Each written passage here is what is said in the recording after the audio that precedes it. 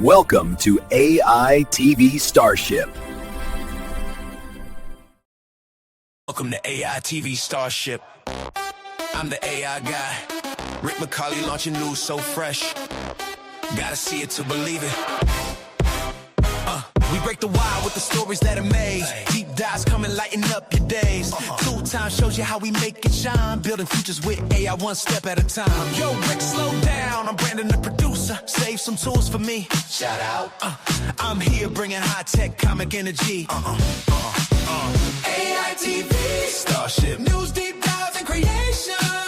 AITV Starship. Learn. Laugh innovation. AITV Star Human Amplified. Catch the spark, ride the wave. Future's on our side. We got experts talking truth in the stream. Dreaming bigger, living stronger. Building a dream. From therapy bots to AGI talk. We ask the hard questions while we walk the walk. We're back again live, baby. Yeah, we are. You know it. Man, we've got all kinds of stuff going on. There's so much news. I don't even know where to start. Wow. Okay. Let's just go ahead and get started on what we know. So what's happening this week? It is never a dull moment in the AI world. And I think we have to start out with Anthropic and the fact that they have released a model. They have a model so powerful that they won't release it. Mythos preview, it found thousands of zero-day exploits in every major operating system and web browser. $50 to find a 27-year-old bug in OpenBSD, one of the most secure hardened operating systems that was ever built. And under $1,000 to find and build a fully functional remote code execution exploit on FreeBSD that grants unauthenticated root access from anywhere on the internet. Holy cow. When it comes to that, so I found a clip that here of them talking about Project Glasswing, which is an urgent initiative to help secure the world's most critical infrastructure, because the world, to be frank, is not ready for this. We're not ready for AI that can comb through and break this encryption model. Yeah, so it not only, so it literally is we are way past where we should be, and we're not prepared. So it basically has the ability to decrypt, encrypt, and invade everything that we've got out there. So they gave it to about 44 different companies. No countries, just the U.S., right? And Europe, I think they've shared it with them as well. So they're basically using it to harden up all of the security risks across the planet. So it's basically right now going in the background and doing this. Now, there's two kind of things to think about here. One is they're not releasing it to us, although it did make it out into the which one escaped? One of them escaped, and they made it open, so people are downloading it in GitHub. What the hell? Yeah, their source code. Well, yeah, the source code for the wrapper of Anthropic's Claude Code or Claude work got leaked in a buried repository, and within minutes it was everywhere. And somebody took it and rewrote it in Python to get around copyright. So it's out there, baby. Like, you can't take that away now. Oh man, that's just beyond. Okay, so I've got a segment here from Dario Amade that I think is really I'm really keen to play, because it really talks about where their heads are at with this. Because remember, this is supposed to be the ethical company, right? Yes. The one that protects your data. Yeah, well, and they are, and they still are, but like here, in fact, the fact that they did not come out with it, although they could, kind of says something really strong, I do believe. I don't think they expected it to get here this fast. I've been listening to Demis Hassabis all weekend long, him talking about this and other things, is that nobody expected any of this to happen as fast as it's happening, because we basically got the unlock code for now, the cheat code for the planet. So let's listen to Dario and what he has to say about it. There's a kind of accelerating exponential, but along that exponential, there are points of significance. Claude Mythos preview is a particularly big jump along that point. We haven't trained it specifically to be good at cyber. We trained it to be good at code, but as a side effect of being good at code, it's also good at cyber. The model that we're experimenting with is by and large as good as a professional human at identifying bugs. It's good for us because we can find more vulnerabilities sooner and we can fix them. It has the ability to chain together vulnerabilities. So what this means is you find two vulnerabilities, either of which doesn't really get you very much independently. Okay. Are you there, sir? Okay. Yep. All right. So somehow I think I took over You notice the this screen model there. is very autonomous. Oh, there we go. It's just generally better at pursuing really long-range tasks that are kind of like the tasks that a human security researcher would do throughout the course of an entire day. Obviously, capabilities in a model like this could do harm if in the wrong hands. And so we won't be releasing this model widely. More powerful models are going to come from us and from others. And so we do need a plan to respond to this. That's why we're launching what we're calling Project Glasswing, where And it goes on, but Yeah. I think they are trying to be responsible with it, but the point is we're there. We're at the point where science fiction is going to start becoming documentary.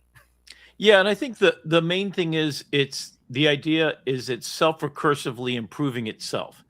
So you have agents, which basically give you multiple experts that can task doing something, usually orchestrated by Claude. And in fact, Anthropic has been, even for Perplexity, which you and I are using, Perplexity's $200 a month plan. It's a conductor for an orchestra. So then you've got all the little chatbots. We even have brand new stuff coming out, which is on-device large language models from ChatGPT. So I actually put that on my phone, and you basically have ChatGPT answering questions, looking at pictures, analyzing, not quite generating pictures yet, not quite doing stuff that I found that exciting, but then you can put 20 of these to work. So here's what's the big picture we're going to talk about tonight.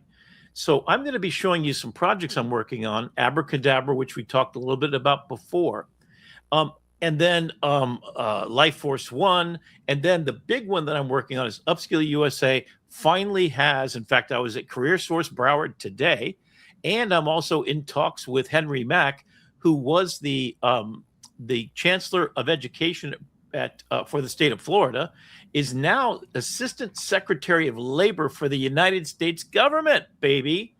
And I used to work with him because he worked at Broward College back in the day, and I worked with him to get a new media program launched, and also BCEX, which was a program he initiated, which basically was for entrepreneurship as being the new paradigm for educators, to think about every class having an entrepreneurship possibility, which, gets us to this bigger picture, if you want to think about it. Artificial intelligence is making it so that our old way of thinking about what work was, where you got defined by your job, you have tasks and streams that you do, to having the AI agents doing these tiny little things and orchestrating some of it to completion, especially for code and that kind of stuff. But then you're the human in the loop who says, like Steven Spielberg, and this is still my favorite way to think about this, is that you're conducting a movie. So you have now an editor for video, you've got editors for still pictures, for storyline telling. And so we're using Perplexity to agentically go in there and take these little things. In fact, I'm going to demonstrate tonight my Copa Joe, which is the greatest show on earth episode. And I'm going to walk you through not only how I got Claude to organize all my structured files on my desktop, but on top of that, did all kinds of other stuff. So anyway, we're going to get there in a minute. I'm going to be going all over the place, so strap in. Unfortunately, tonight we didn't really plan our program, but I just ran literally. Oh, wait, Rick. We've got to be. We've always been transparent with our audience. Okay. You planned a heck of an episode. Producer Brandon got distracted by the little tidbits running around here this week in spring break, and did not do the producing of the things that we were supposed to do. So I That's all right. will fall on that sword. So thank you. I appreciate that, brother. Yeah, no, but what's really interesting is what I did do is what you see here on screen. So let me see if I can actually take control of it. So other news. So I literally ran our Perplexity engine that we set up. Remember the one we did? So if you were in the last episodes, I'll show you right after I go through the slides, because I haven't seen these yet. But literally 5 minutes ago, I hit go, and it produced the slide deck, put it in a PowerPoint presentation. In fact, I'm kind of curious. I'm going to take a look at the under the hood here in a minute. So let's take a look at what other kind of things that are out there. So this is literally, I can't even, now can you see the notes now? What do you see? Or you see just the... I'm seeing nothing because their screen share stopped sharing. Oh, okay. Let me go ahead and share screen.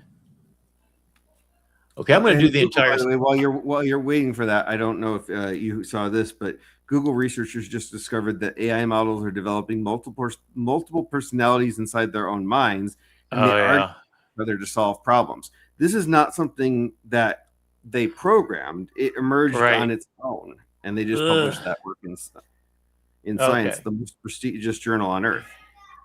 Okay. Now we can see the show notes here. Okay. So what I wanted to do is I just the last minute, literally I went in there and I ran what is our script in and see, even with no preparation. I mean, you know we're transparent on this show. We're showing you with 5 minutes of preparing and the power of Perplexity computer. This is what we come up with. I mean, Rick, it looks like you spent weeks on this presentation. Oh, I know, right? So, so here's HeyGen launches an Avatar V to capture your identity. Now, what I'm showing you here, I believe that's Avatar 5. Avatar 5. Thank you. Yeah, thank you so much. Yeah, because you got that Roman numeral thing going on there. What's cool about this, and this is really back end, right? And we do want to show you the back end because this is kind of extraordinary. So I'll show you real quickly. I'm going to go on over to Perplexity Computer. So this is what I did. This is my front end. So you take a look. Here's full real deal is what we're doing. So this is Perplexity Computer. And this is our application that we created. And when I open it up, this is literally what I did. I go over to the side. Here are the stories. Let me see if I can blow this up a little bit so you can see it, right? So I hit refresh stories. So then it went out and it found information, big news. So here it is, Superintelligence Labs first model. Anthropic loses bid for the Pentagon supply chain risk designation. Alibaba quietly releases Happy Horse 1.0. And then Claude launches managed agents, right? So then I go to health. And that's our 4 pillars are big news, health, outrageous, crazy, fun stuff, and education. We're going to change that a little bit, but let me say that I picked these guys, right? So then I hit outrageous, and this is like Factory AI launches desktop app for multi-agent droids. CapCut rolls out Dreamia C-Dance 2. So C-Dance 2 is in the wild, folks. So go enjoy the heck out of that. And then education. What do we got?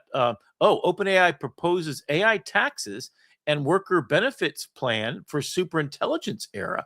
That's a cool story. In fact, I'm kind of curious on that. So here's what I do. I then pick these stories, which I just hit the refresh. So this is as of today. And then it's generating the script. Look how fast it does this. Okay, so here it goes.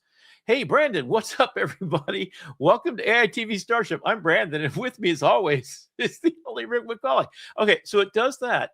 It then puts it, and I say, now generate all of the images, right? And it's going to generate 23 images. And then when it's done, guess what I got? What I just showed you here, this, okay?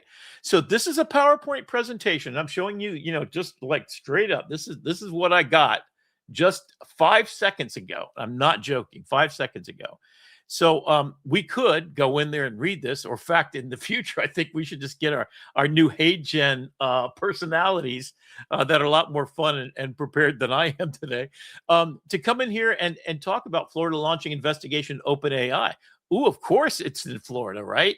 OpenAI's January security risk or political theater. Rick, it's the heat in OpenAI's genuine security issue or political theater is what it's saying.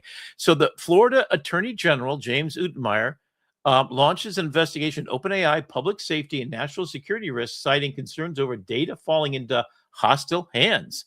Impact, Florida launches. Okay. So whether or not it could end up in hostile hands, I don't even know what the heck that's about. I'm not going to bother with that because that's just dumb. But that's the state of Florida for you. Florida, duh. That's all I got to say. Florida, duh. The gig worker who's training humanoid robots. Oh, this is the latest thing you can do. You can literally sign up for being a trainer of AI. And this includes attorneys, medical doctors. So both Anthropic and Microsoft and other companies are now having someone who does, I don't know, folds clothes. You go in and you become the trainer for the AI. So they've been doing this without permission before. So if you worked in a factory or worked for Amazon, they basically recorded everything you did, screen grabbed you, and guess what? That's what trained all the Amazons that replaced you, robots. So there's 1.2 million of those already out there. If you take a look at the automated systems within Tesla, same thing. So in Tesla's capability, so now they're terrafabbing their own AI chip project with SpaceX and Tesla and robots and data centers. And we got Artemis in outer space. Thank you, Elon, I guess. You racist son of a gun. So that's interesting. So we're at this really interesting nexus point where we're training our replacements.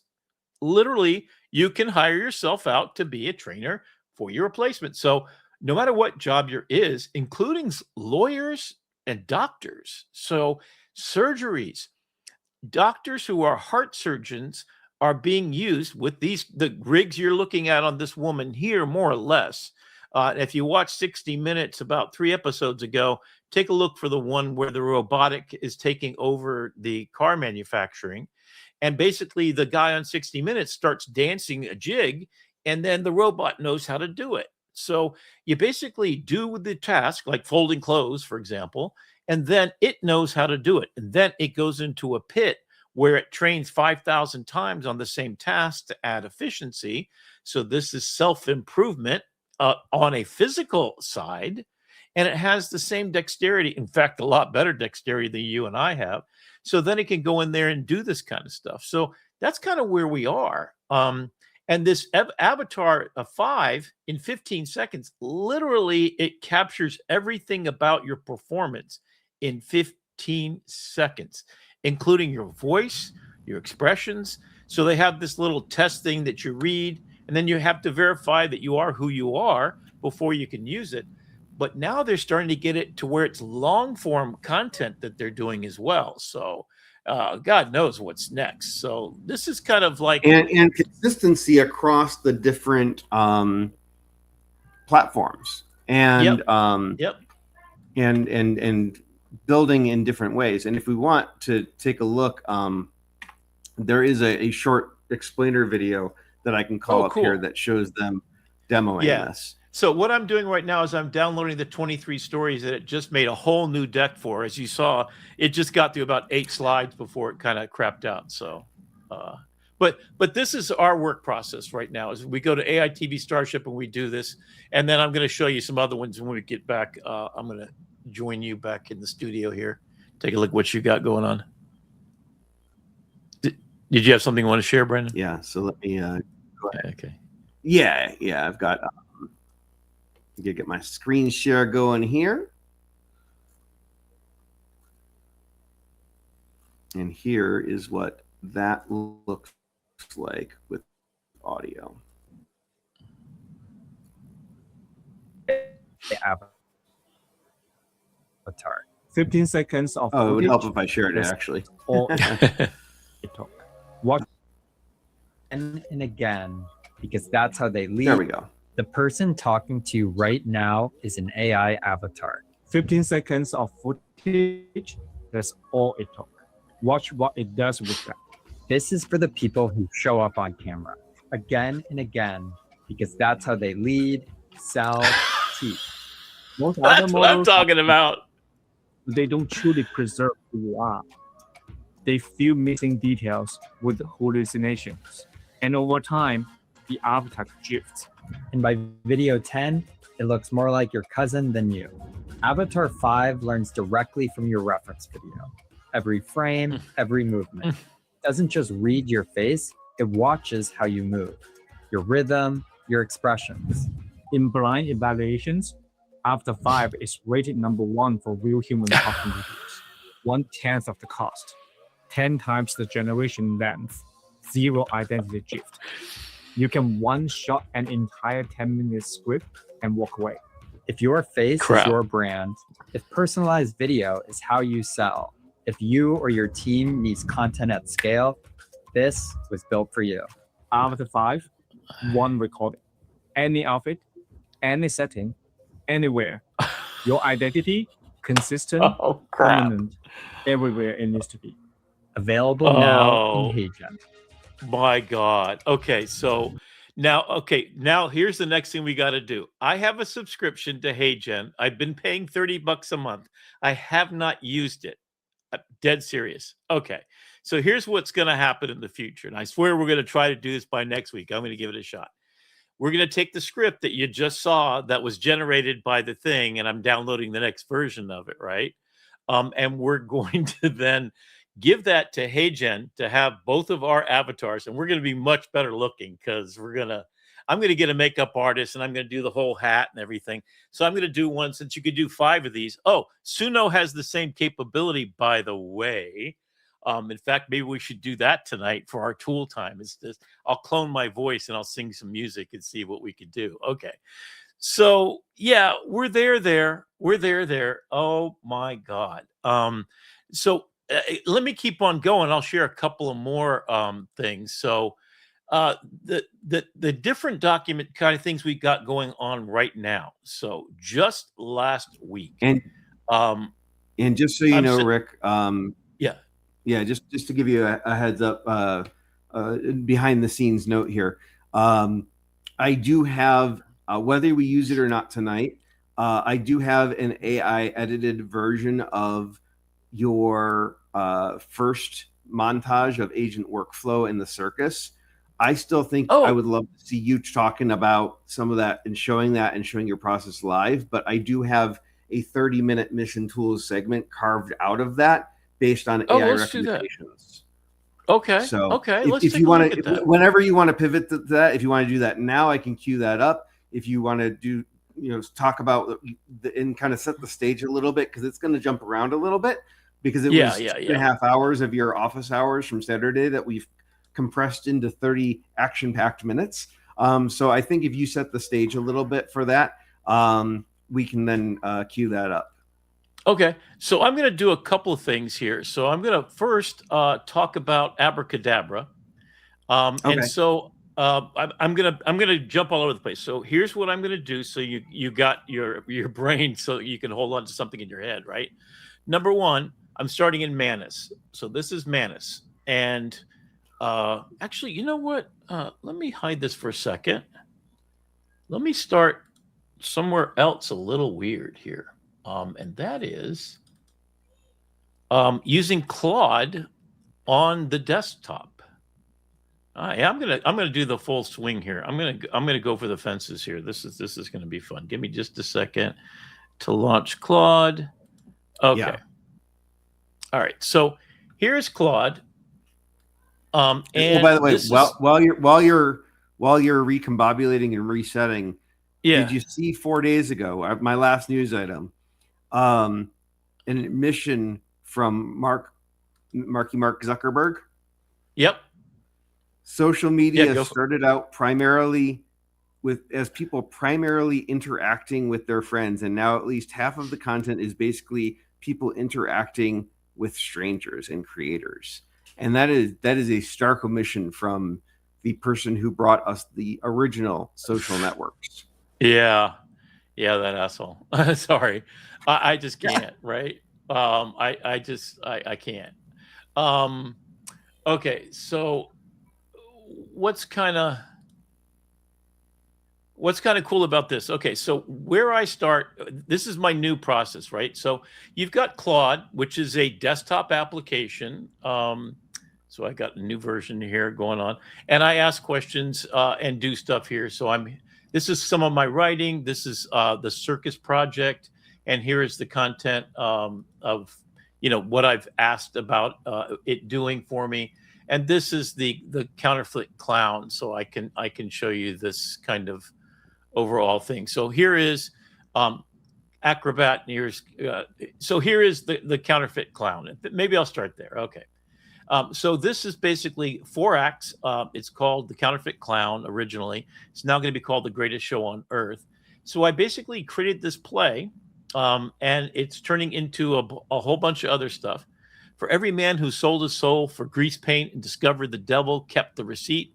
For every clown who had a heart all along, but needed a little girl to show him where it was. For America at 250 years, now take off the paint. So basically, this is the idea of the show, the musical video, the everything that I'm going to show you in just a second. And maybe this is where we do bring on the clowns, literally. Hang on just a second. I'm going to show you. So this is what it looks like in Grok. I know. Okay, let me start over again. What I did first is I went into the folder, which had over 5,000 different documents. So some of them are like this document I'm showing you right now. This is the intro and the beginning of the show. And welcome to the greatest show on earth. Can you hear that okay? Let me, yeah, it was perfect. So let me just take a step back for those who may not be familiar with this process, and because you've been sending me these clips and my jaw just drops further and further as you channel your inner Steven Spielberg, because that's really what we're coming down to, is the point that if you can think it, you can create it with enough credit. Walk us through the inspiration for this experience, this multimedia experience. Where is this? And that's this really that's more accurate. of a spoke what's the word I'm looking for? A mirror of America at 250, or is this really more of the tale of Ringling Brothers, or both? Because it's Ringling Brothers and Barnum and Bailey were not, the Greatest Showman was a great movie, but it glamorized a lot of the dirty little parts of the process of how the sausage was made, of how the circus came to be. Okay, so basically America is full of a bunch of self-domesticated apes. That's my thesis to start with. And what that means is World War II happens. In fact, let me introduce you to the character. In fact, I'm going to walk you through the film itself. The film starts with Copa Joe. He's 5 years old.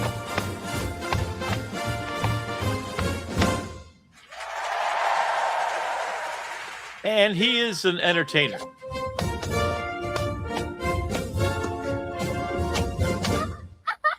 Looks like Noah circa 1920s. Right. Okay, so the story starts. And these are all done in Grok, by the way. These videos were all done in Grok video, yeah. And actually, it's really interesting because I've started this process. So I have a tendency to take my entire story of the American dream, basically.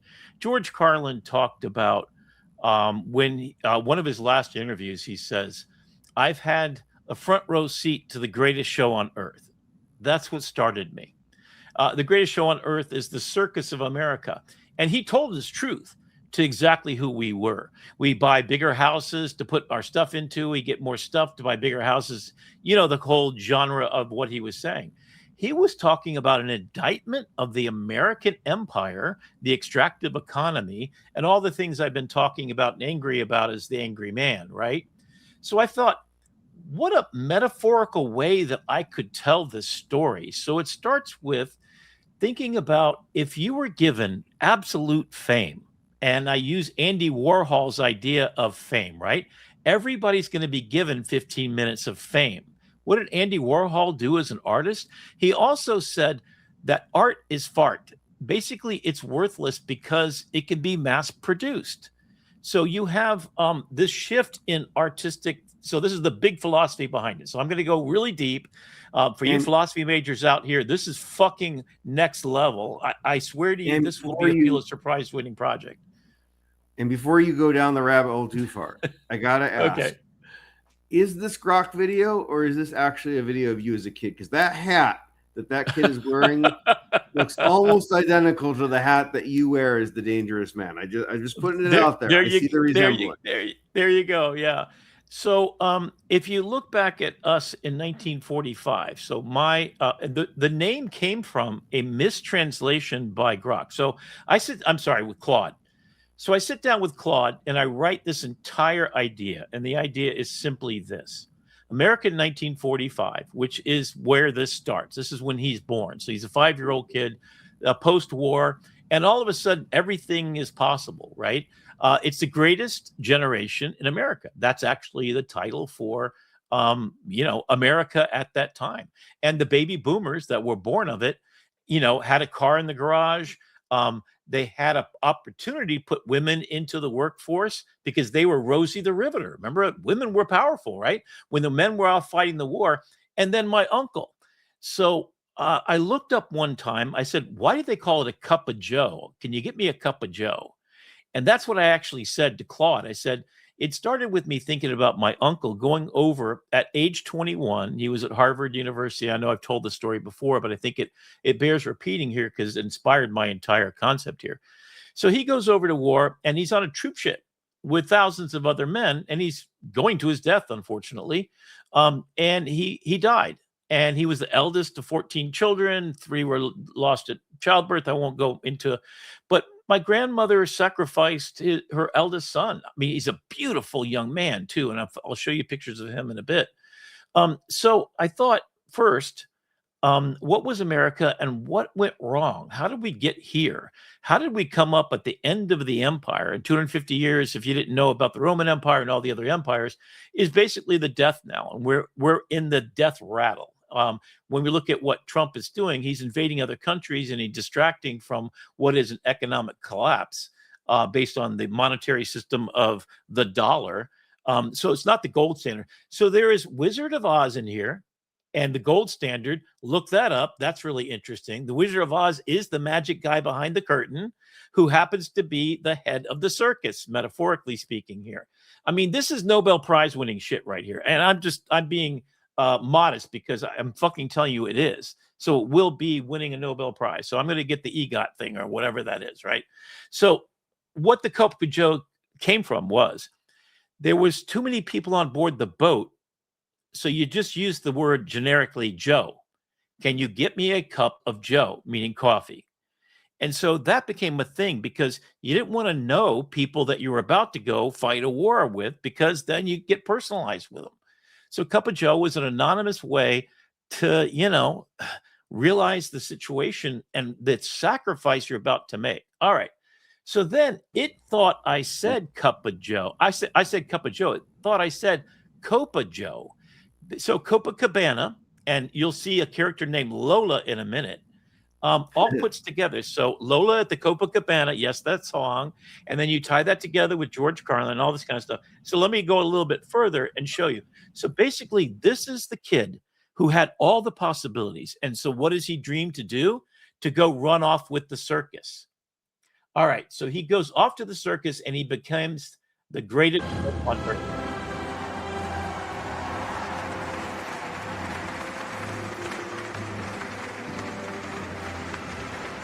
His hat got considerably smaller.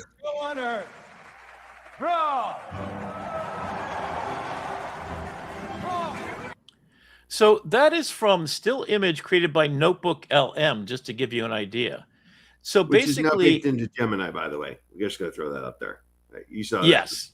Yeah. Yes. It's baked in. It also has some new things that it kind of does. And so I basically started the process, and let me go down so I'm following the story as you kind of see it. So Copa Joe makes a deal. Wait a minute. Hang on, scroll up just a little bit. Okay. I'm guessing the water skating shark It has nothing to do with the storyline. Yeah, I was just playing around just to show you what the capabilities are here.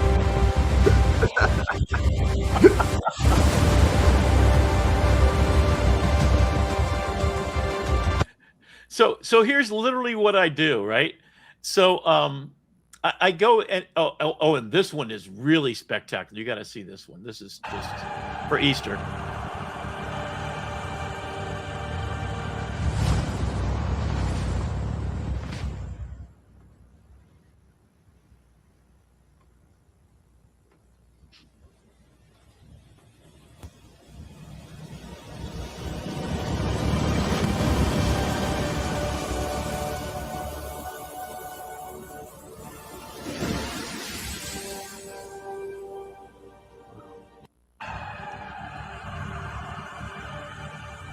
So that should kind of freak you out. So what I was doing there is I'm studying Jesus's life. What's the real story? There's a bunch of evidence that came out that the Bible, the way it was told and everything, isn't what it is. I did a whole thing about Carl Jung and the finding of, what is Jesus and the terms. He was a self-actualized person. In fact, he is the original dangerous man. I come to find out just today, he is the original dangerous man. All right, so let me back up and let me get the storyline kind of going here. So basically, he joins the circus, and this guy promises him everything. So this is the devil, and he signs a contract. A bargain for the souls of all men. He signs the papers. The dog is the people spinning around in his circus. So the circus guy comes and approaches our Copa Joe, because he performed in front of the circus, right? So he's a kid, and then he joins the circus, and he enters into this very strange relationship with the 7 deadly sins. So this is America. You get seduced by fame. You get your 15 minutes of fame. And what you're about to see is the 7 deadly sins. And here's a short version of it.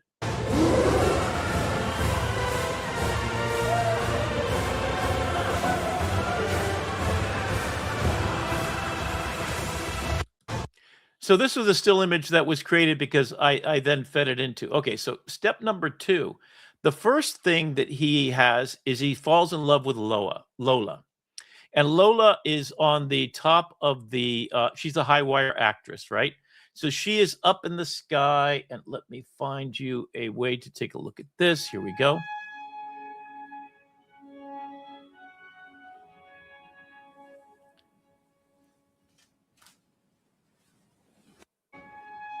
Oh, I don't have the one that has her actually coming down and dancing. So basically, he falls in love. If we go back to that shot for a second, the one with her on the high wire, any of them with her on the high wire. Yeah. I know because of the show that we're doing that this is AI. I'm still holding my breath for this girl that I don't want her to fall. That's the idea, right? I mean, that's where we are. I literally am Steven Spielberg. And so let me try to get to the point where it'll make sense here in a minute, because so the high wire act, there's 3 different ones, and I'm trying to make sure I got the right one here. So you can do 10 seconds at a time by basically uploading a picture over here on the right. This is not the one still. Shoot. Oh, this is the original one before I got the correct one. So basically, he falls in lust with Lola. It doesn't work out so good. So he ends up, she marries the strong man. Here's the strong man. And he lives in a house of mirrors. Here's the strong man being seduced by the serpent woman. So each one of them is the seven deadly sins. And this is his wife. Not spoiler alert, but I know this is all over the place. I promise I'll get back to this. So basically, he ends up performing as a clown at the wedding for the woman that he loved. Oh, the love I can't have. A giraffe for the happy couple. Acting. Why can't it be me? Me a king. So the basic idea is you have everything in the world. You're the greatest show on earth. And you're also the greatest clown of all time. And over his lifetime, he gets to age, 40 years in, he gets a gold watch, basically. He goes through the 7 deadly sins, and the 7 deadly sins is represented by each of the people within the circus. I'm going to show you just some of the most outrageous ones here, just to give you an idea of what this is going to look like. So you got introduced to this guy, and so he is the devil. He's greed. So he's greed, and what happens to greed is that you basically sign your life away to get what's promised to you. So you sign your life to the devil. This is supposed to be Mark Zuckerberg, by the way. See if you see a resemblance. I'm not quite sure I got quite there yet. And it zooms in. So this is the beginning. I bought you for the cost of peanuts, sold you for retail, pay me the rent. So that line is basically the guy that was greed, that represents greed in this film, basically just bought you, and now you're a famous circus. So he promised fame and fortune. Okay. So that's the entryway, the seduction to what happened to every American. We wanted a pot and everything. We wanted 2 cars. We wanted a beautiful wife that we could tell what to do. We wanted kids that obeyed our orders. We had the nuclear family, right? And so you sold your soul to the devil, to the circus, to go out in life, right? And so that's what that represents. And what he says in the actual final film, and there's narration too, done by Suno. Now that I figured out how to do that, that's another thing I'm going to show you in a minute. All right, so that's kind of cool. So the idea is that he literally, for the cost of peanuts, he offered this clown fame and fortune, all he could eat at the buffet of the greatest show on earth, in exchange for basically selling his soul. So now this guy gets filthy rich, which is all American businesses pretty much, greed represented, and he's selling him back. He's paying rent for the place that he has on board the circus. So he's selling his soul for retail costs and selling back to him at pennies. At the cost of an elephant's peanuts, he basically bought this guy, Copa Joe. So he's 17 years old, and then he falls in love with this woman. All right, so then he goes in, he after he does that, he sold his soul. You can see there's all kinds of crazy stuff that's popping up here too with my feed, because I was working on other projects. I got a question for you while you're queuing up the next video. Walk me through your process as you're doing this. Is this story already written in your head and you're just matching the visuals to it, or are you allowing the generative art that's coming out of Grok to carry the storyline? Like it's entirely great question. It's entirely Claude writing the entire thing. So I literally have a Claude doing the whole thing. So then I take Claude's notes. So here's all the information. So if we take a look at the definitive guide, the PDF, let me see if it actually takes me to it. But this is the entire thing. So this is the entire everything written about it, right? So you're taking your ideas and Right. introducing them to Claude. Here's the concept. Claude, you write it. Grok, you generate it. So you really are the director in this. That you're. I am, and it goes much deeper delegating. than that. That's it, right? So the prelude, what the greatest show on earth was, and what it became. Before the clown, before the cage, before the tin watch and the cracking paint, and the child's scream that brought it all down, there was an elephant. An elephant remembered everything. The elephant remembered Rome. She remembered the Colosseums. This is literally hundreds of hours of just kind of like boring stuff. And then what I did basically, sources for the multidisciplinary project called The Counterfeit Clown, an American saga exploring the lives of Joseph, Copa Joe, Cipriani through the various creative formats. I want to call out an important distinction here. You said Claude was writing this, but you're using I wrote NotebookLM here as a writing. Well, yeah, I'm saying you're working with Claude to generate the an entire work. This right here is an actual PDF that has everything in it. There's 12 PDFs. In fact, maybe I should go there because that's really the But what I'm saying is I'm calling out the fact that you're using after Claude and you co-author this work, you're using NotebookLM to synthesize all of the data and extract information out of it. Yeah. Right. So here is literally, there's a novel, musical, and film. So this is it. Written by Rick McCauley, multidisciplinary educator, blah, blah, blah. Edited structural partnership and stewardship into existence by Claude Anthropic, Machine of Love and Grace. I usually have it called it out differently. The only thing we ever had that was value was time and love. So this is my time and love idea. There's no place like home, Dorothy Gale from Wizard of Oz. And then I was just sitting there watching the circus from the front row and reporting, and everyone thought it was funny. So this is basically a 26-page document that I wrote over. This document is signed in blood, sweat, and tears, all mine, 66 years of them. So then it goes into this introduction for America, happy 250, for every clown who had a heart all along but needed a little girl to show him where it was. So this is my life. I was guilty of every 7 to. So here's the chapters and verse. So I wrote this entirely first. So each one of the people, you can see Lola Devereaux, she is Lola of the tightrope. Magnus the Magnificent, the strong man. He's got no brain, right? Sound familiar? Aurelius Gold he's the owner of the Circus. He's also the gold standard of the United States, which was, if you look at a Wizard of Oz, you should look at this. The gold and the silver standard was the standard of the time. And the United States government switched off of the gold standard. This is my political science degree coming into good use, right? To the dollar. Why are we on the dollar in the planet today? Because we owe. I know. Wait, Rick. I know this. Okay. I know this. Okay. We had to come off the gold standard because they used all the gold bricks for the yellow brick road. Yeah, there you go. And the tin paint caused severe damage to the Tin Men. I hate to say that, but that's true. Yeah.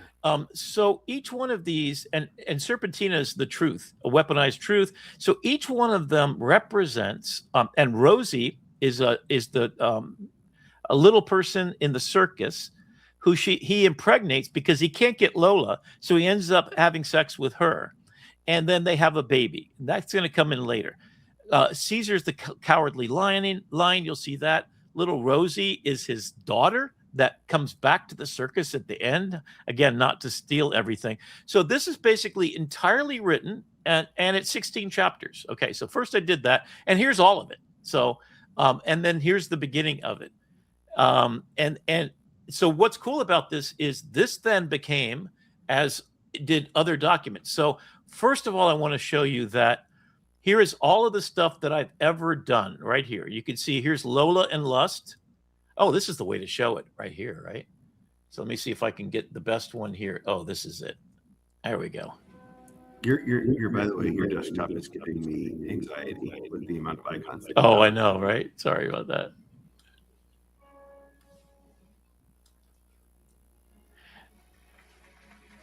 So that's not the one. Here we go. Oh, this is the one.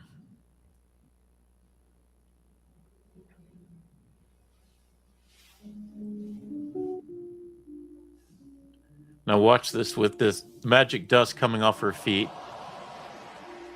And this is his dream sequence. So he's imagining, and then the rest of the dream sequence goes on to him actually. You can see the grease paint and everything. So basically, I generated images first in NotebookLM just based upon making a screen capture for each page. Oh, here's the one. Now she's going to come down. And then the kiss. And then, come on, the dance. Come on, the dance. Watch this. And they do the tango. So that's 4 iterations using Grok, starting the still image. So here is, this is the strong man. You saw him earlier having an affair. And he witnesses his future wife, sees them having an affair, gets upset about it. Okay, so she's jealousy. Then you have Mr. Greed. And so here's Mr. Greed doing what you saw earlier. And what you're about to see, this is the song I wrote about that. Neon. Everybody smiling like it's gonna last. Perfume pills and a curated little life. Anything at all to keep from asking why. They buy you by the ounce, grace by the gram, salvation in a slogan, God inside a brand. They want a softer mirror, a kind of light, something they can worship for a single night. So I polish up the promise, make it shine. Wrap the fear in velvet, sell it back as design. People will pay anything to forget they are dying. My job is to set the price. Yeah, baby. I sell a little silence for the sirens in their head. Oh, yeah. A little gold leaf over sacrifice. People will pay anything to pretend time is lying, to dream that lost can be revived. They hand me all their hunger with their trembling little hands. My job is to set the price. So that's basically Mr. Aurelius, greed. So pride, greed, gluttony. This is Big Benny Kalowski. So let me show you Big Benny Kalowski. Here we go. I'm going to try to go full screen so you can see this for real. Okay. And notice it says the emptiness on there. And then this is the strong man. This is the clown. And this is the clown in old age imagining his future. And then wait for it. Oh, and there's a part, I think this is the one. Oh, this is another greed. Yeah. Gluttony. Benny needs the full screen. All right.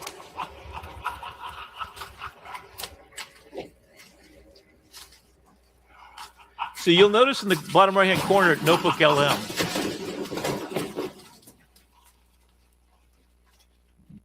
And he probably has a heart attack right after that. Then you have Serpentina. Now, she is basically, the short version is, she's Wrath. And so she has, these are the JPEGs, right? So you can kind of see, this is what I take over to this was created in NotebookLM. In fact, you'll see in the bottom right-hand corner, you still have a NotebookLM there, right? So these are the images. So I'll feed one at a time in. I'll clean them up sometimes. So you saw this picture, and then you see this picture, and you see this picture.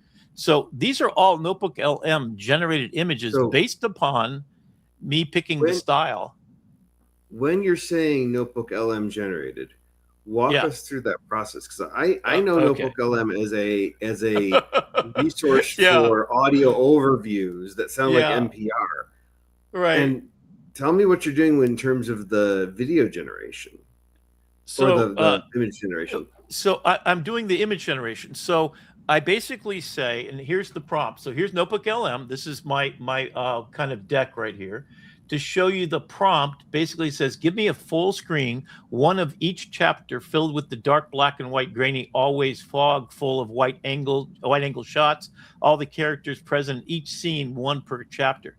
This is a film still designed by Fritz Lang and dark magic of Moulin Rouge, opulence in detail, and the circus is the thing. The people's expressions and raw emotions are present in the best acting ever. No text, nothing, full screen movie, cinematic, photographic quality. Okay. So that's you're giving NotebookLM a slide deck presentation. You've effectively hijacked NotebookLM's capability of making slide decks and presentations. So basically, everything I wrote, including that Prince, amazing. The Prince song. So here's the Prince song, right? The Price song. So I gave it all of that, every single note, and then I come over here and so I direct it. So now here's a couple of cool things that I found out that if you guys want to try this, it's really cool. So it basically kept putting a text down there, even though it said not to do it. There's ways around that. So basically, duality of stage, the spectacle versus survival. So it goes into this whole thing. So this is a great close-up. So then what's cool about the new NotebookLM, because it's basically taking the story and telling the story about the deep story. Now, this was not very productive, but to show you what where I find one that is productive, let me see if this is it. Here we go. So I said, basically show off, use the style. So here was all the 7 deadly sins.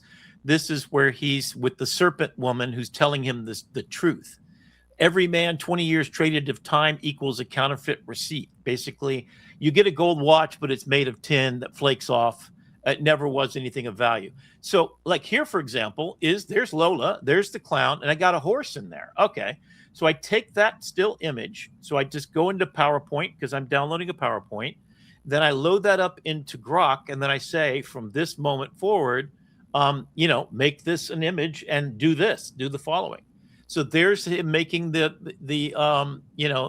he is playing with the dog. So these are all the things. And then what you can do recently, so you can see each one of these is spectacular. And there's the confrontation. So his 10-year-old child basically sings the scary clown song. But look at the acting. This looks like a famous actor. I forget his name. So basically he's realized he basically sold on his 40th anniversary, he gets a gold watch, and he realizes he's wasted his entire life.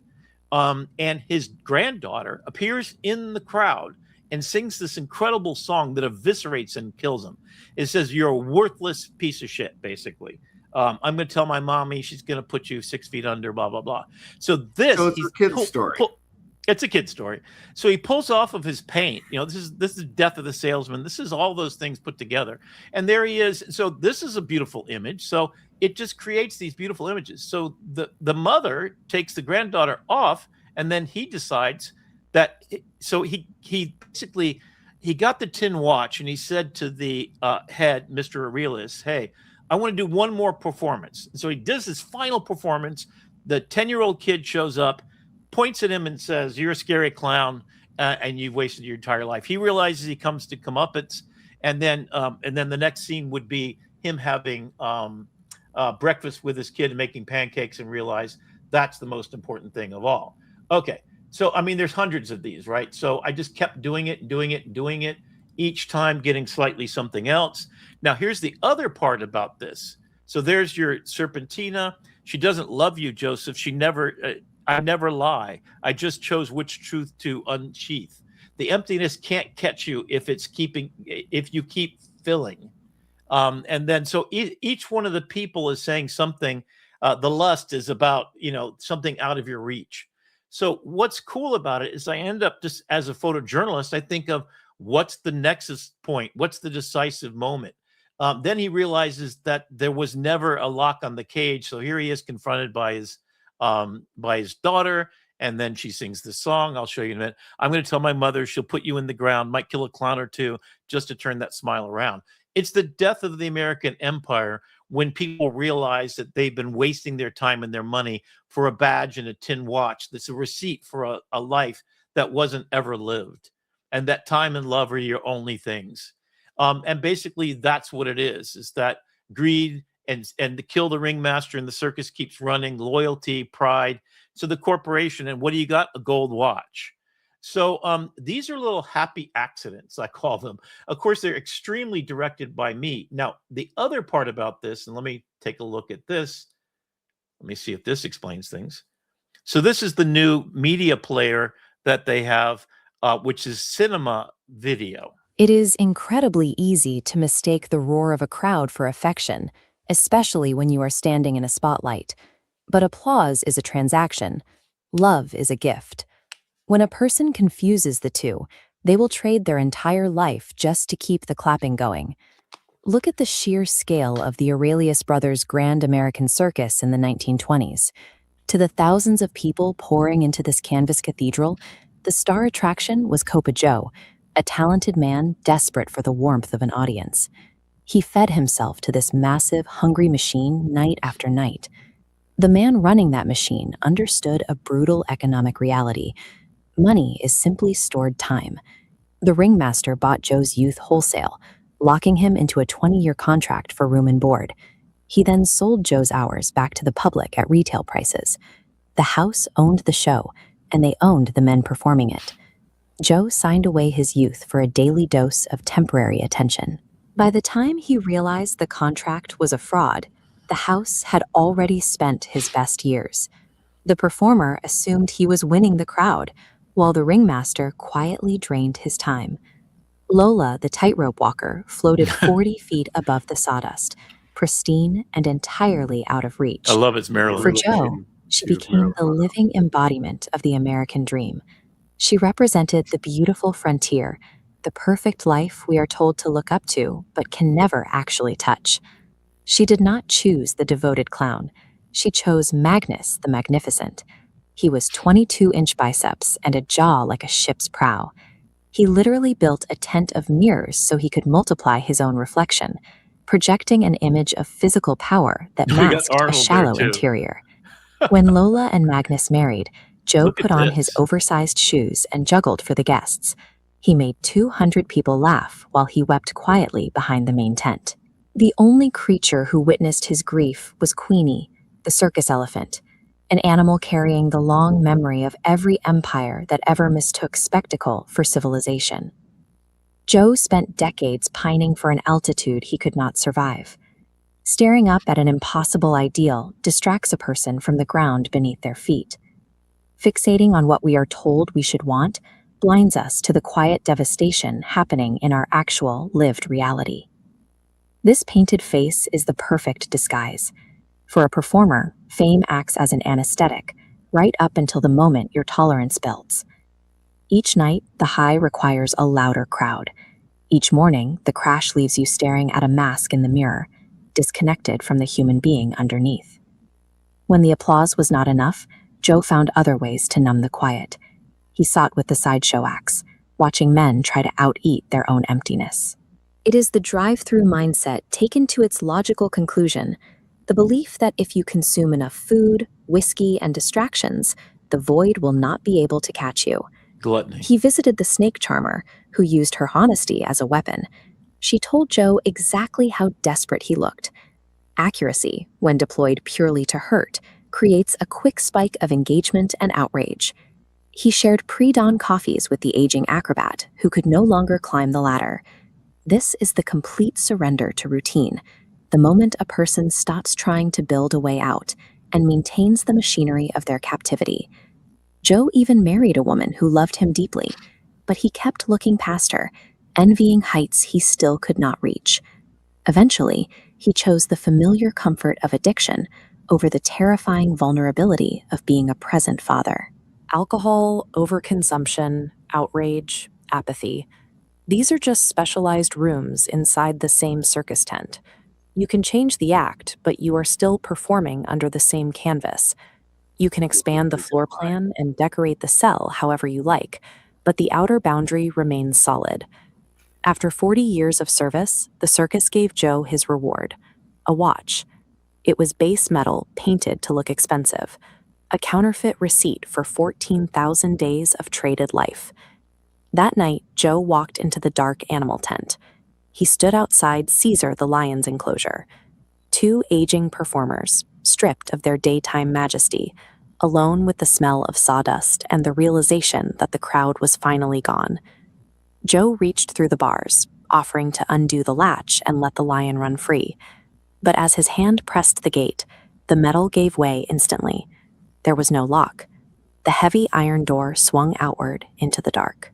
Joe had spent 15 years inside a cage that he could have opened at any moment. He stayed because the performance's rhythm had become more convincing than the reality of the latch. The barrier keeping him inside was unsecured. The most effective prisons do not require iron bars. They only require us to believe that performing the act is safer than risking the unknown. We stay inside because stepping out demands a courage we forgot we had. Joe knew the door was open. He knew the watch was tin, but the addiction called him back. He painted the thick red smile on one last time and stepped into the center ring, unable to resist the pull of the spotlight. Sitting in the front row was a 7-year-old girl, his granddaughter, whom he had never met. Children that age do not understand the social contract of a performance. They do not applaud because they are supposed to. They simply observe what is actually happening. She looked at the man sweating under the hot lights, trembling, hiding his pain behind a rubber nose. She did not laugh. She screamed in terror. And then she sang a blunt, merciless song about the sad, lost soul cracking beneath the makeup. The silence in the tent was absolute. Joe knelt in the sawdust, reached up to his face, and slowly peeled the thick grease paint away. Copa Joe, the counterfeit king of the circus, died right there on the floor, and Joseph Cipriani finally exhaled. Decades of momentum stopped in a single heartbeat. The noise of the lie finally failed when a 7-year-old pointed out that the man under the paint was suffocating. The next morning, Joe stood in a kitchen in Baltimore. He burned the pancakes and made a silly face, earning a single genuine laugh from a child who finally saw his real skin. One real laugh from one real person. We are no longer sitting in the Aurelius Brothers Grand American Circus, but the tent is still here. It has been miniaturized and slipped into our pockets. The glowing screen, the infinite feed, the algorithmic loops illustrate the new infrastructure built around us. Platforms act as digital ringmasters, quietly extracting our hours, our outrage, and our attention to sell. They are farming our lives. The door to this cage does not have a lock either. You do not have to perform for the algorithm. You don't have to trade your piece for an audience of strangers. Stepping out requires the decision to put the device down and stand up. Because when the tent finally comes down and the screens go dark, only two things have any actual value: the finite time we were given and the unconditional love we chose to share while we had it.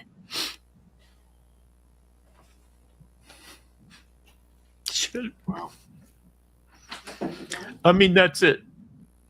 And what I'm going to do next is take you over to what I think is another kind of cool unlock that I got out of this, and that was, well, I had, so where I started to show you what's on the desktop there to give you full circle. So each one of these is basically a script, and I've had Claude desktop organize these folders. So it put everything into order. All the numbered lists, that's completely, I just said, take this folder, make sense out of it, and then give me directions. And it created 5 documents, and for some reason it's not lit. Yeah. Hang on, before we get back into the technical weeds, I just want to pull back and pause, because I don't. Yeah. You've been sitting with this for the better part of a week. Well, I mean, with this creation. Yeah. Yes. And we're seeing it with fresh eyes. And I can't speak for everybody that's watching this back, but for anybody who says, AI is, a copy paste engine, or there's no real art in it, I challenge anybody to watch this, see your photojournalism skills bleed through, see your life bleed through, and your personality bleed through, and say and come away with anything else but authentic creativity. I mean, aside from Marilyn Monroe and Arnold Schwarzenegger, I mean, that was well, and that's part of it, right? Because the editing room floor, you're getting to see everything before it was edited. And to give you the overall view, basically, I have acted as if I'm Steven Spielberg. And every time I ask Claude for the simple thing, help me take all this and make sense of it. Because at one point, it named it Copa Joe. Because I talked about 2 things. I said, I remember growing up in 1959, and I remember, the greatest generation, my father, basically, and my uncle. I remember that so distinctly. Yeah, it's definitely, and there's a couple of things from photojournalism. So the idea of the decisive moment, Henri Cartier-Bresson is famous for saying this, There is a moment in which the head, the heart, and the eyes align. It is the moment, the peak in a football game. It's the winning touchdown, the hand just tipping over the end zone and winning the game.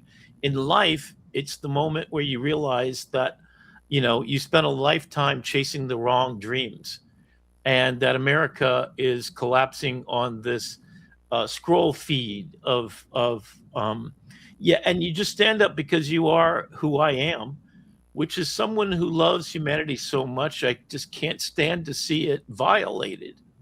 And that's what it is. I think Valerie here on YouTube, it's the visual of what is in your heart and mind. And, that's it. And to me, that is the great power of AI, is that it enables people who have these stories and these characters inside their head.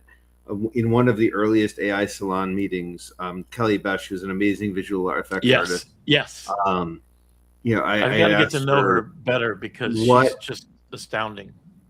I had asked her what was her inspiration for her creativity and her pieces. She says, Brendan, these images have been locked inside my head for 30 years. That's it. Now I finally have the canvas to paint on, and the technology has caught up to it. That's exactly it.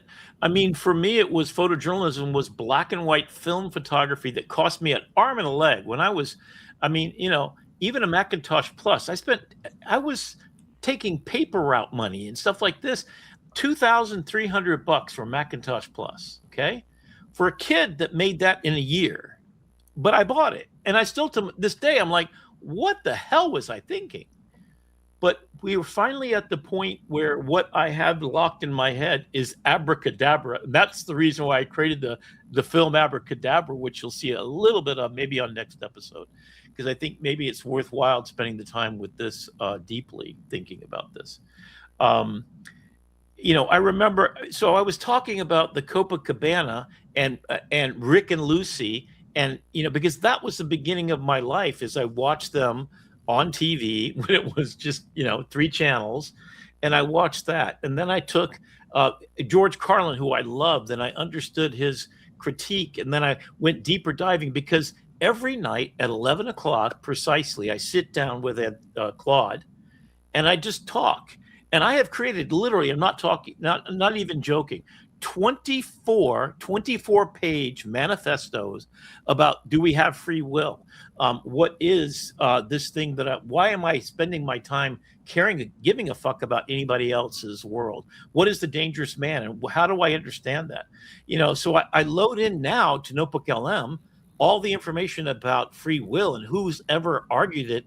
And then I have a debate with Claude at night about what that is.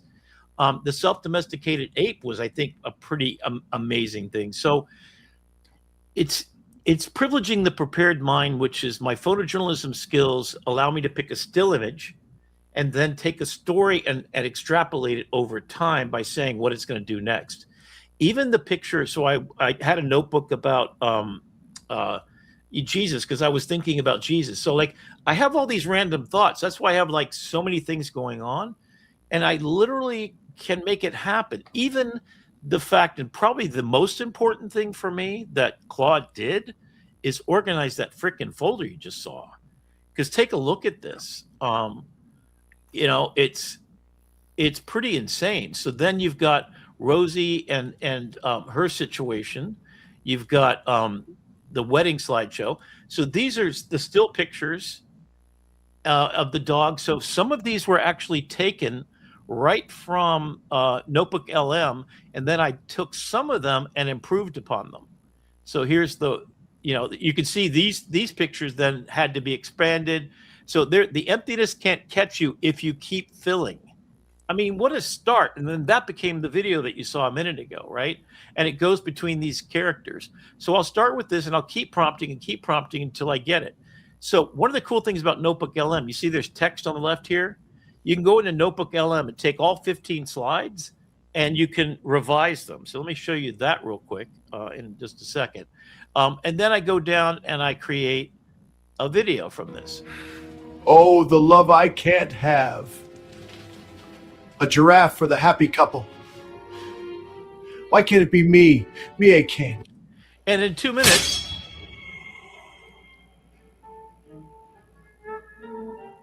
And listen to this music. It did. It's supposed to be a calliope at a circus. That's what I asked for. And I loaded 4 images, and it's just transitioning between each. And then watch this.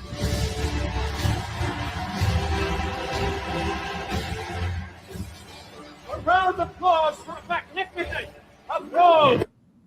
So is every frame perfect? No, but I'm going to go in there and I'm going to actually go in there and actually, so here's just an idea. Here's I love this little dog. It just kind of randomly came up, but you can see that these are just magnificent black and white photographs.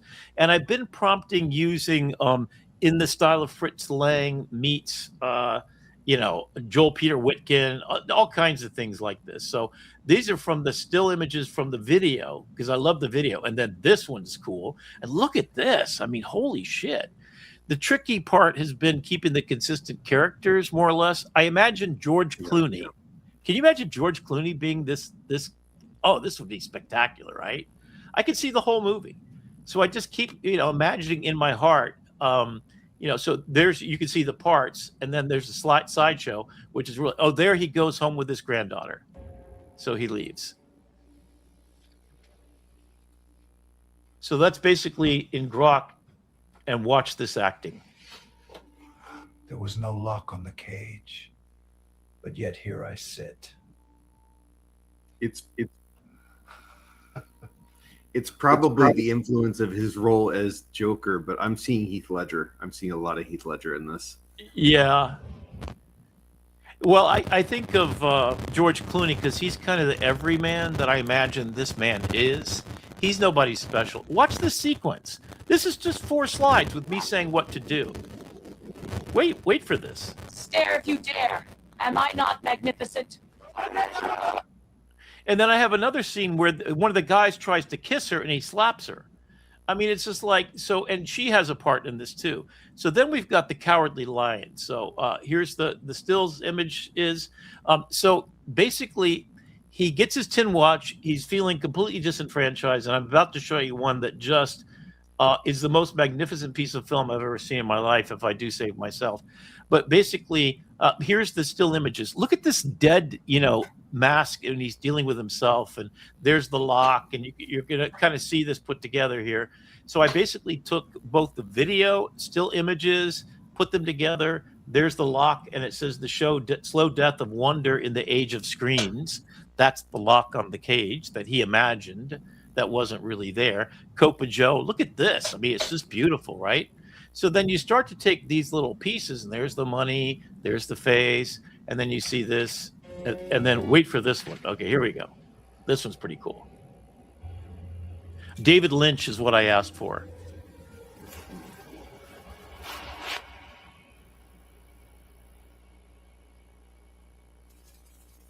And listen to the sound of the dog, and then the close-up and the fade.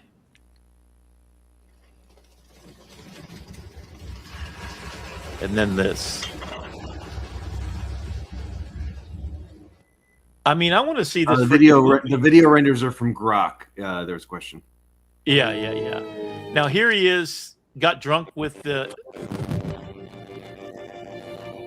and then watch his body exhaustion, right? So I need a really great editor. I've got, if anybody knows one out there that's really like Academy Award winning editor, it's going to be some upscaling and some music.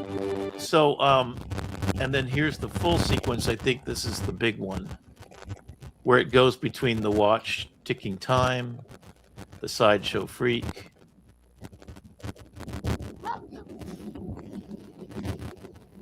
Stare if you dare. Am I not magnificent?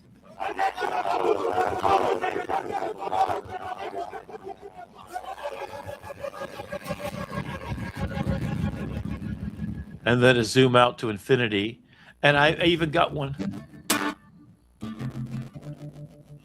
I'm going to play the music in a minute, but each one of them, so, and here is the child confronting the demons, and the song you're going to hear in a minute. This is, I think, one of the most extraordinary images. And then he takes the paint off. So this is the website that it created in Manus, because I asked it to. And each one, it basically is a slideshow. And I can show you that as well. But like all of this has been, and then I had the text taken off of these. Some of it was a lot of work. Some of it was just managed to take the text off, kind of things. You can see these images. So my future vintage is saying Norman is a good editor. I don't know if you know a Norman. Yes, I do know Norman. Is he with us on the call? Yeah. And we are getting some intermittent static from your audio shares. Oh, okay. So before we go into that song, you might need to stop sharing and reshare. Or, okay. Yeah, watch this little piece here. It's even got the music too. Look at that.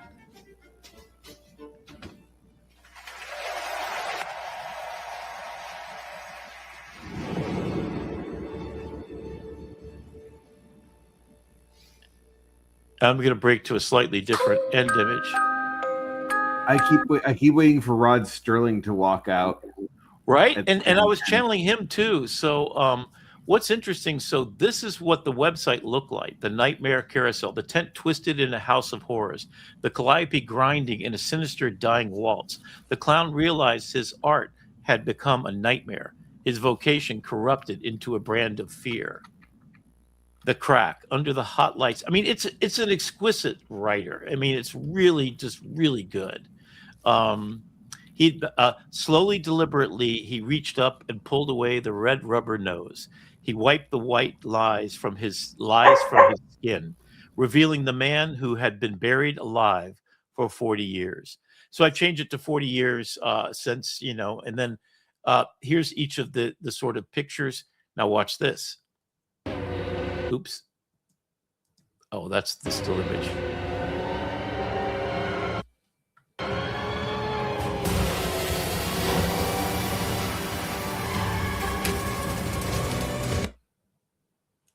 I mean, just like think about the transitions, and I just loaded up multiple pictures. So there he is. Watch him kind of like skip step here. So this is the nightmare scenario. And then this thing just appeared out of nowhere. I have no idea how that got in there, but I just kept going. And originally I was going to just take it and do it like this on the website.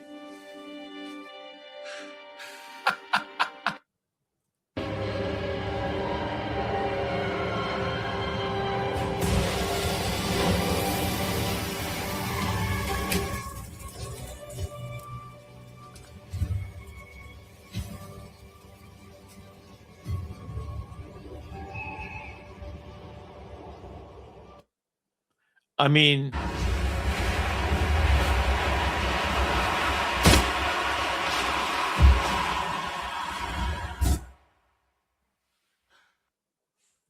we repeat the phrase, "the show must go on," as if it were a heroic creed, a noble commitment to the craft. In reality, it is a survival mandate that ignores the decay of the body and the exhaustion of the soul. The spotlight stays on because the alternative, facing the absolute silence of the empty tent, is far more terrifying than the performance itself. The audience, like an indifferent spectator, remains seated long after the magic has faded, demanding a continuation of the act. The big top is a breathing entity. Canvas walls ripple in the wind like the lungs of a sleeping giant, inhaling fields and swallowing towns.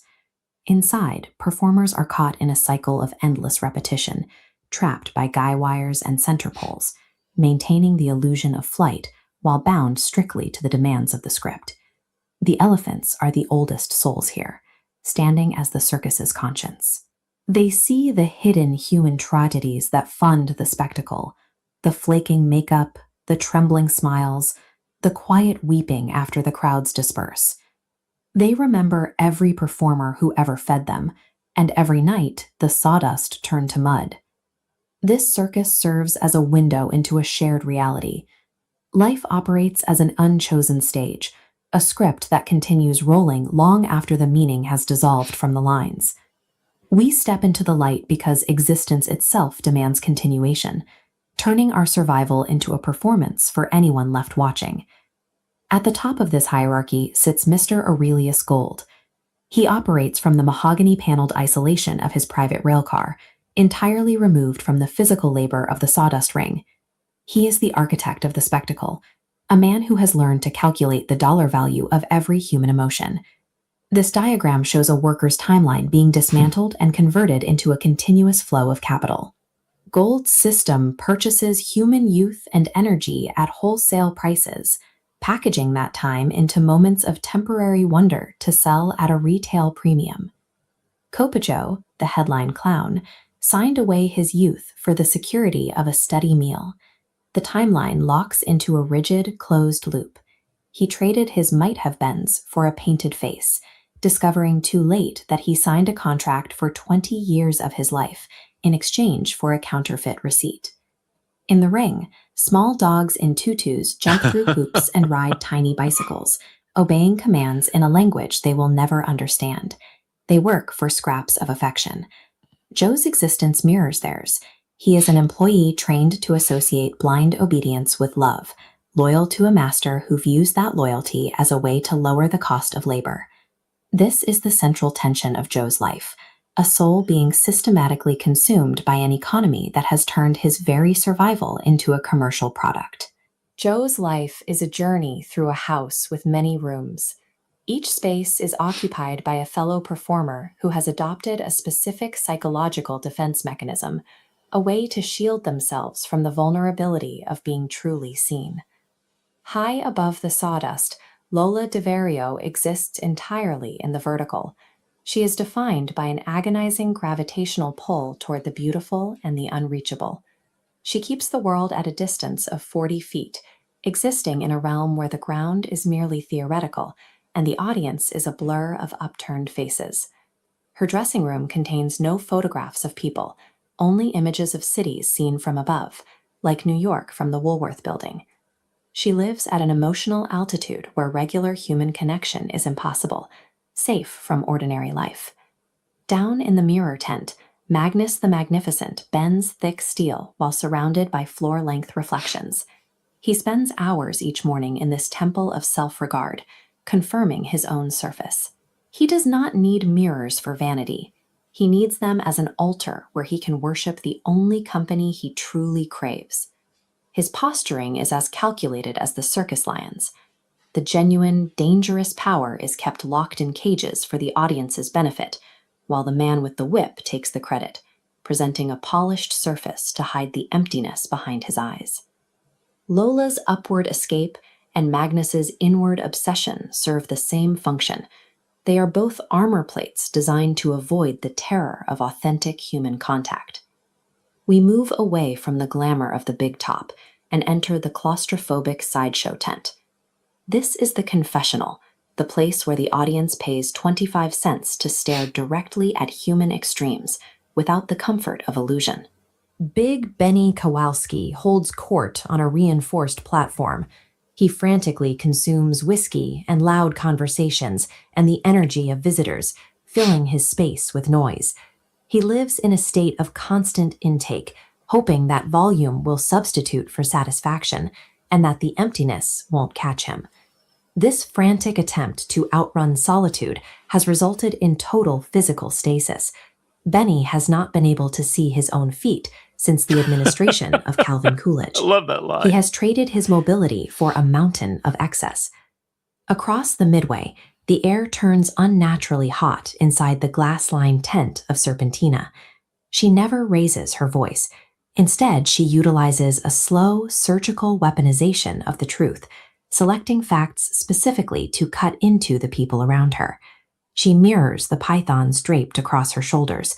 She positions herself quietly in the path of her prey and waits. She deploys her truths incrementally, constricting the hope out of Joe so slowly that he doesn't realize he is being consumed until his spirit has already gone cold. These strategies are twin responses to the same terror of a reality that is entirely indifferent to their existence. Whether through frantic consumption or calculated cruelty, they are both attempting to assert control over a world that refuses to acknowledge them. Next is Rosie Klein on her miniature stage. She lives in a state of fierce, defiant longing, navigating a world engineered for proportions she does not possess. She has spent her life looking up, demanding to be seen in a room built for someone else. She demonstrates the most profound bravery in the entire story. Knowing that Joe is in love with someone else, she chooses to marry him anyway. She consciously takes on the burden of an imperfect, unreciprocated love because she believes that being close to someone who knows how to love is better than total isolation. As the decades pass, the colors fade into the gray, liminal space of the pre-dawn lot. Here, sitting on an overturned bucket, we find Victor, the aging acrobat. Victor is defined by the complete evaporation of hope. This is a total cessation of trying to matter. His body is a museum of former capabilities, and he now moves as if sudden motion might shatter whatever fragile agreement he has made with gravity. He sits beside the cook's tent, watching the trained circus horses run in circles. They strike the sawdust in perfectly choreographed patterns, running fast and looking magnificent while going absolutely nowhere. Sitting in the cold morning air, Joe realizes he is becoming Victor. He has outlived his own ambition, and he is beginning to understand that the heaviest part of the performance is continuing to exist after the applause has died. In 1971, the spectacle finally dies. The trains are sold and the padlocks are engaged. The massive crowds are replaced by the absolute silence of an abandoned, muddy field, scarred by deep holes left behind by forgotten tent pegs. Joe's universe shrinks to a single room in a Trenton boarding house, a hot plate, a bare bulb, and a ticking watch. His physical space has contracted to match the exact dimensions of his remaining possibilities. Then his estranged son, Jimmy, arrives. Jimmy is a man entirely disconnected from the circus, with hands stained by machine oil and hardware store work. He brings the news of Rosie's death, along with a quiet, practical presence that Joe never learned to provide. Jimmy does not offer a grand reconciliation. He simply tells his father that his granddaughter knows his name and that the laughter Joe created was real. It is a moment of genuine grace, produced by a life built on counterfeit performances. We have watched the performers decay while remaining seated in the bleachers, the same indifferent spectators who demanded the show go on. We are the final characters in this system, the ones whose gaze keeps the cycle in motion. The parallel between the sideshow and our own lives is direct. We relentlessly perform our curated identities on digital stages we do not own, striking poses for an audience that is just as indifferent to us as we were to Copa Joe. We continue to insist that the show must go on, repeating the mantra as we scroll past the clowns of our own era. But we have forgotten to ask ourselves why it cannot stop, and who we are when the paint finally comes off. So that was a different version than I had done before. But and then the final thing I'm just going to share today is Pancakes. So then came a new song, not of terror, but of blood and belonging. A little girl calling out her grandfather. Her voice was the yellow brick road, leading him away from the sawdust and toward the only applause that ever mattered. He left the counterfeit watch and the painted tears behind. Walking into the sunrise, the show was finally over, and in the quiet, blinding light, he remembered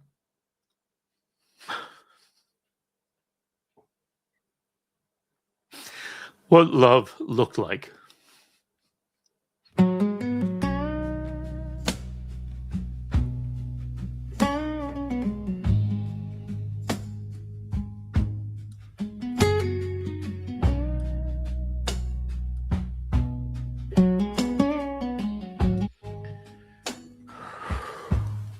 I walked a yellow road for 40 years or more, through 7 rooms of sin, behind a painted door. I talked to caged up lions sweat behind the tent. Sold my soul for sawdust. Every hour spent. I loved a woman walking 40 feet above, while a woman standing next to me was drowning me in love. I signed my name in grease paint on a devil's deal,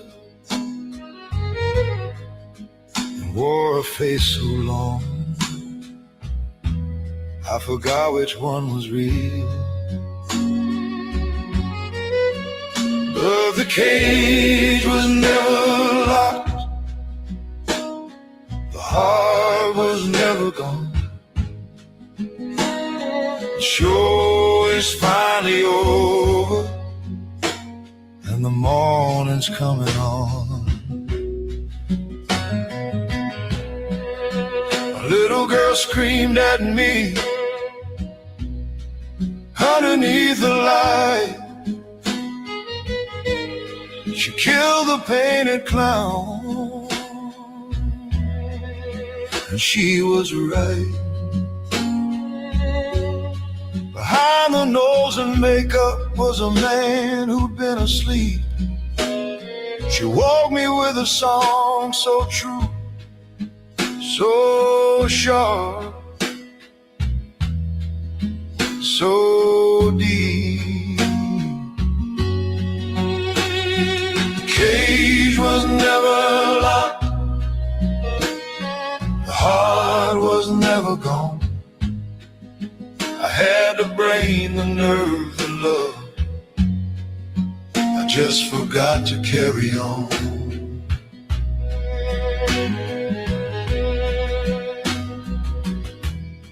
The watch was counterfeit, the time was real. The laughter wasn't fake, the love was always here. I was Dorothy, I was a lion, I was the Tin Man too. I just needed a child's scream to find the road back home to you. No more masks, no more lies, no more clowns in disguise. Just a man who wants to live and see the morning sunrise. Paint is gone, the shoes are off, the circus left the town. But I'm still here, I'm finally here. No longer the counterfeit clown.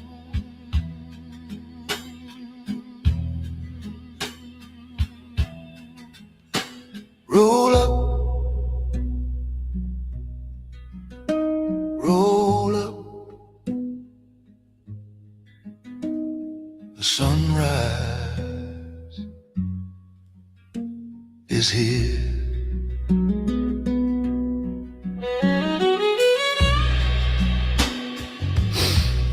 Whew, shit.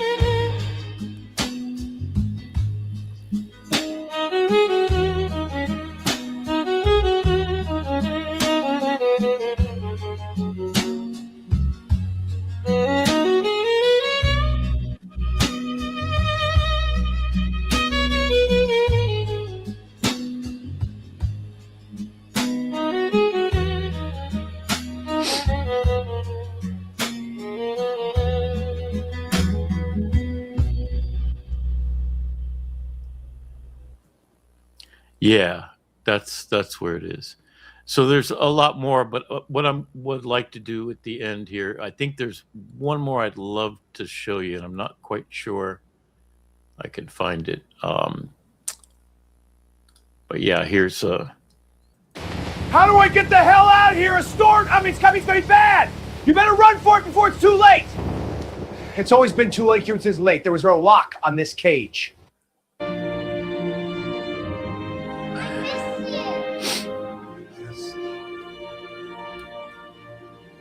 So there's a happy ending. Are you still audio okay?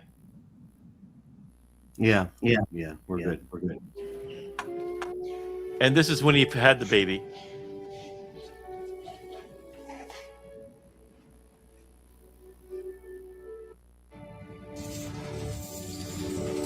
Some of these scenes are really quite extraordinary. And there's narration too that Wow, the circus! Let's go! Look at the lights, it's magical! The whole circus is here! Best show ever! And so oh, and here's the my favorite one. I think this is it. Let me see. There's 3 parts to this. I've had the best seat in the house to the greatest show on earth, America. I told you the truth. What a freak show, huh? And that's George Carlin making an The appearance cage at the was end. never locked. The greatest show on earth is over. And then it goes into outer space as well. So let me see if I've got the full clip here. So listen to the sound. So, oh, here we go.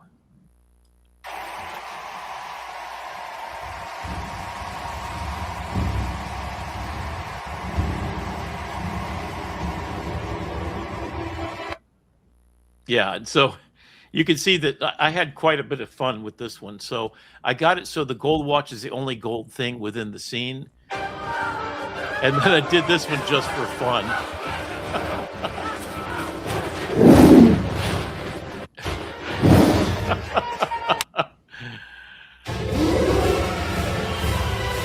And you can see all the characters.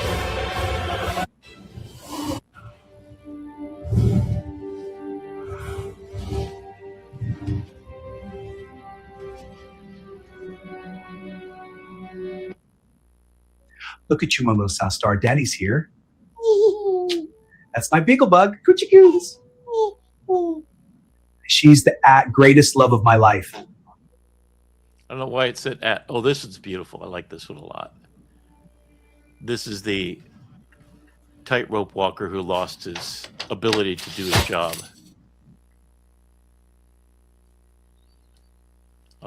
Okay, so I guess should I stop sharing and then I think we're about at time. Yeah, it's about that time. I'll tell you what, Rick. I want to see this entire right storyline. Yeah, from the point of view of the elephant, like that. To me, having the elephant be the narrator of all this. Let's do this because this is exactly that. So what I did is it has a narration that it created. It is meant to be sort of a Twilight Zone sort of thing. What the greatest show on earth was, and what it became. Before the clown, before the cage, before the tin watch and the cracking paint, and the child's scream that brought it all down, there was an elephant. And the elephant remembered everything. The elephant remembered Rome. She remembered the Colosseum. The roar of crowds drunk on spectacle. The bread and the circuses, the empire so vast and so certain of itself that it could not conceive of its own ending. She remembered how the games grew more elaborate as the foundations cracked, how the spectacles grew louder as the truth grew quieter. How the citizens cheered harder as the roads crumbled beneath their feet. She remembered the exact moment the last emperor removed his crown.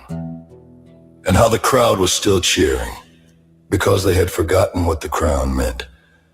Because the show had become the meaning, and meaning had become the show. Lola on the wire. This is Suno. She walks in beauty, like the night. Lord Byron. The first time Copa Joe saw Lola Devereaux, she was 40 feet above the ground, and he understood immediately that he would never reach her. She was 20 years old, French Creole by way of New Orleans, with skin the color of cafe au lait and a body that moved through space the way a cello moves through a minor key. Slowly, with devastating precision. Making the air itself ache with longing, her tightrope act was not an athletic performance.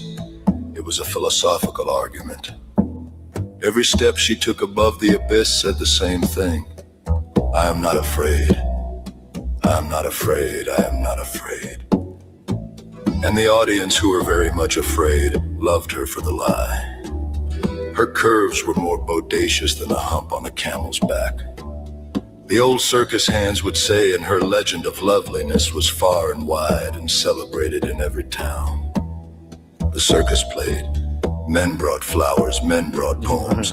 Men brought diamond rings purchased on installment plans from Sears Roebuck catalogs. Lola accepted the flowers, burned the poems, and returned the rings. She was not cruel. She was simply operating at an altitude where ground-level devotion could not reach her. Joe fell in love with her the way a man falls off a building, instantly, irreversibly, with the growing certainty that the landing would be catastrophic. He was 17. She was 20. He was a clown in oversized shoes and a red rubber nose. She was a goddess who walked on air. The mathematics of desire were not in his favor. But Copa Joe had one advantage that the flower-bearing, poem-writing, ring-offering suitors did not. He made her laugh. Not the polite laughter of social obligation, but the deep, body-shaking, mascara-ruining laughter of genuine surprise. He could find the absurdity in anything. The elephants, the ringmasters' pomposity, the sad grandiosity of the entire traveling enterprise. And when he found it, Lola's laughter fell from 40 feet like bells from a cathedral. They became friends. Friends, the word sat in Joe's chest like a splinter. He wanted to be her world. She wanted him to be her Wednesday afternoon. He planned declarations of love while she planned her Friday night performance. He rehearsed speeches in front of mirrors. She rehearsed pirouettes on a wire. They existed in the same circus, but in different gravitational fields. And Joe, poor, beautiful, doomed. Joe spent the next 40 years pretending that proximity was the same as possession. Here is the first of the 8 wrong turns. Though Joe would not recognize it as such for decades, he waited. He waited for the perfect moment to tell Lola that he loved her. And while he waited, the perfect moment did what perfect moments always do. It left. I mean, tell me that's not the most perfectly read, gorgeous. I mean, it does what perfect moments do, always do. It left. I mean, Jesus, that's beautiful. So, to give you an idea of what this is about, this is basically throughout the whole thing, it's sort of a narration. It originally was supposed to be Twilight Zone kind of esque kind of situation. But it ended up being, and I'll come back on the news here for the rest here. And maybe I'll play the other part at another time. Where is StreamYard? Okay, so yeah. So to land the plane, since we are at time, this was not possible 5 months ago. I've been starting on it probably 3 months ago, just the inkling of the idea, this idea that somehow, and it started with George Carlin's idea that America was the greatest show on earth. And I've been writing about politics and the sort of where we are and the self-domesticated ape. And so each one of the characters, I think, which is really profound, that I've learned how to write. I've always kind of known a little bit about what metaphor is, and I think in visuals. So now I've got the ability to can create with abracadabra strength an image, and then tell it what I want the image to do over time, knowing human beings and how they feel. And then metaphorically, and this is my super strength, I think, is I'm always making photographs that are metaphors for other things that they aren't.